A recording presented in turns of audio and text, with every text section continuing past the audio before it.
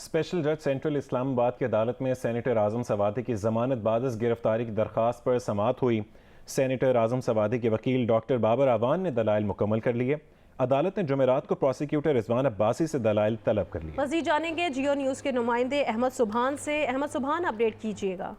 जी बिल्कुल, सेनेटर आजम स्वाति की जमानत बाद गिरफ्तारी की दरख्वास्त पर समाअत आज हुई है, जिसमें जो आजम स्वाति के वकील हैं डॉक्टर बाबर अवान, उनके दलाइल मुकम्मल हो गए और इसमें डॉक्टर बाबर अवान ने जो FIA की जानिब से बिना किसी इंक्वायरी के 4 घंटे के कलील वक्त के अंदर अंदर जो FIR का इंदराज किया, उसके हवाले से काफ़ी तनकीद की गई है। और इस पर जो प्रोसिक्यूटर हैं रिजवान अब्बासी, उनने जब अदालत जो तैयारी है उसके लिए वक्त मांगा तो उस पर भी अदालत की जानिब से बरमी का इजहार किया गया और बरमी का इजहार करते हुए अब ये जो तमाम तर समाअत है ये कल जुमेरात के रोज तक मुलतवी की गई है।